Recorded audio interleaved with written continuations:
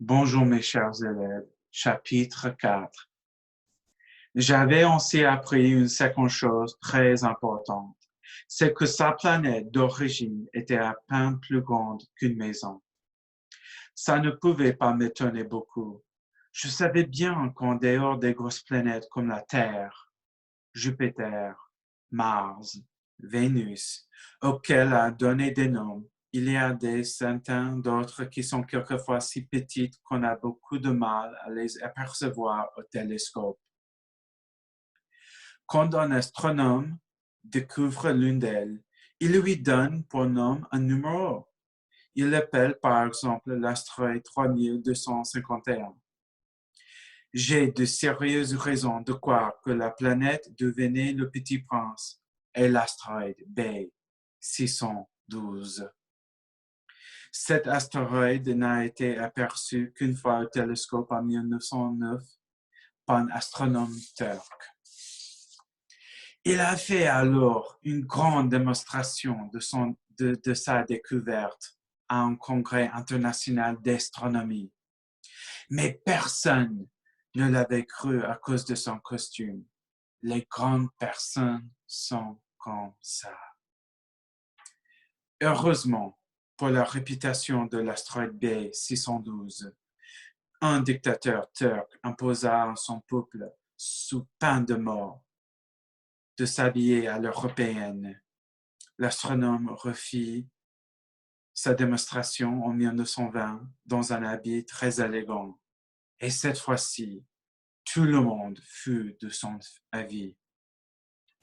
Si je vous ai raconté ces détails sur l'astéroïde B612 et si je vous ai confié de son numéro, c'est à cause des grandes personnes. Les grandes personnes aiment les chiffres. Quand vous leur parlez d'un nouvel ami, elles ne vous questionnent jamais sur l'essentiel. Elles ne vous disent jamais quel est le son de sa voix. Quels sont les jeux qu'il préfère? Est-ce qu'il collectionne les papillons? Elle vous demande quel âge a-t-il? Combien a-t-il de frères? Combien pèse-t-il? Combien gagne son père? Alors, seulement elle croit le connaître. Si vous dites aux grandes personnes, j'ai vu une belle maison en bricouse avec des géraniums aux fenêtres et des colombes sur le toit, elles ne parviennent pas à s'imaginer cette maison. Il faut le dire. J'ai vu une maison de 100 000 francs. Alors, elle s'écrie, comme c'est joli! Ainsi, si vous leur dites, la preuve que le petit prince a existé, c'est qu'il était ravissant, qu'il riait et qu'il voulait un mouton. Quand on veut un mouton, c'est la preuve qu'on existe. Elles hausseront les épaules et vous traiteront d'enfant. Mais si vous leur dites, la planète d'où